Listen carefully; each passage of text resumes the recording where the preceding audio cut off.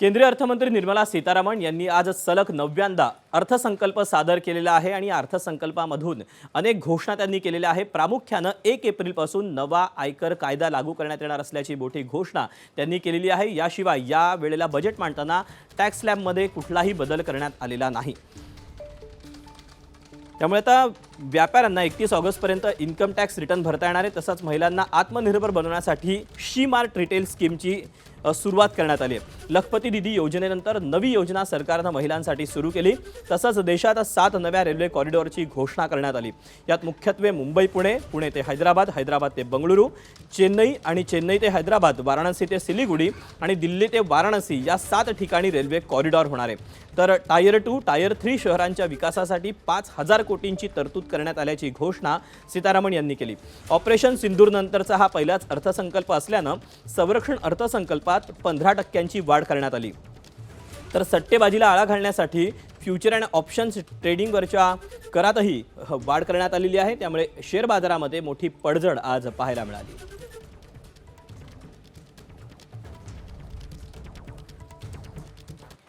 हा अर्थसंकल्प मांडल्यानंतर या अर्थसंकल्पातून कुठल्या गोष्टी आता स्वस्त होणार आहेत आणि महाग होणार आहेत, आपण त्यावर एक नजर टाकूया।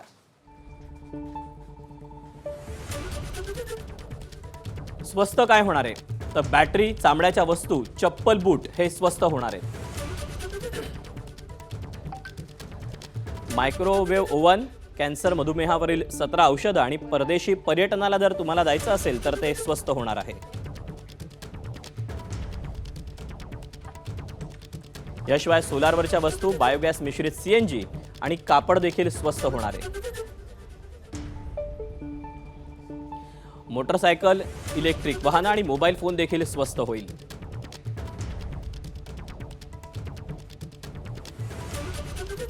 तर महाग मात्र काय होणार आहे? खनिज, दारू महाग होणार आहे, भंगारही महाग होणार आहे।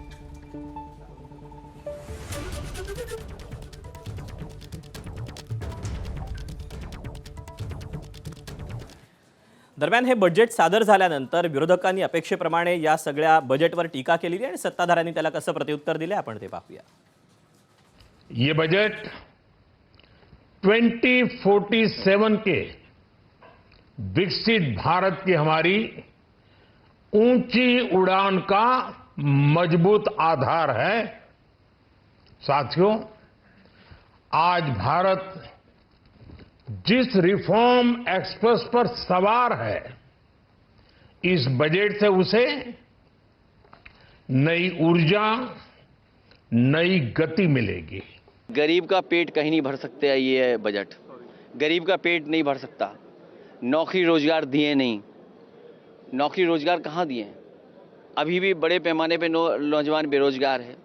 सपने दिखाने वाला बजट है। बीजेपी 5% लोगों के लिए बजट बनाती है और शेयर का मसला उन्हीं 5% लोगों के साथ जुड़ा हुआ है। ये एक ऐसा बजट है जो भारत को विकसित भारत 2047 के लक्ष्य प्राप्त करने की नींव रखता है। अगर एक शब्द में कहना हो तो ये फ्यूचर रेडी भारत का बजट है। किसान के फसल का दाम दोगुना करने के वादे का क्या हुआ? ये सवाल सरकार से पूछना चाहते हैं कि जो काला धन लाने का आपने वादा किया था उसका क्या हुआ? जो आज विदेशों में भारत का पैसा लूट के, बैंकों का पैसा लूट के जो लोग बैठे हैं उनका क्या हुआ? इन सारे सवालों का जवाब आपको देना चाहिए। महंगाई का जो इस वक्त सवाल है उसके बारे में आपको बताना चाहिए। दरम्यान या बजेटमधले 10 महत्त्वाचे प्रमुख मुद्दे कुठले आहेत आपण त्यावर एक नजर टाकूया। वित्तीय तूट 4.4% पोहोचले। गेल्या वर्षीपेक्षा 4% यामध्ये घट झाली आहे। संरक्षण क्षेत्रासाठीच्या तरतुदीत 15% वाढ करण्यात आली आहे। देशात 20 नवे जलमार्ग हे आता तयार केले जाणार आहेत। नारळ काजू संशोधन केंद्र हे स्थापन केले जाणार आहे। मुंबई पुणे, पुणे हैदराबाद बुलेट ट्रेनची घोषणा करण्यात आली आहे। शेअर बाजारातील ऑप्शन ट्रेडिंगवरील करात 0.5% वाढ करण्यात आली आहे। देशात 3 आयुर्वेद संस्था, 3 नवे एम्स देखील स्थापन करण्यात येणार आहेत। विमान देखभालीसाठीच्या सुट्या भागांवरील आयात शुल्क देखील कपात करण्यात आलंय. 5 मेडिकल हब, 3 केमिकल पार्क देखील उभारण्यात येणार आहेत आणि मेगा टेक्सटाईल पार्कची स्थापना देखील करण्यात येणार आहे. एबीपी माझा, उघडा डोळे बघा नीट.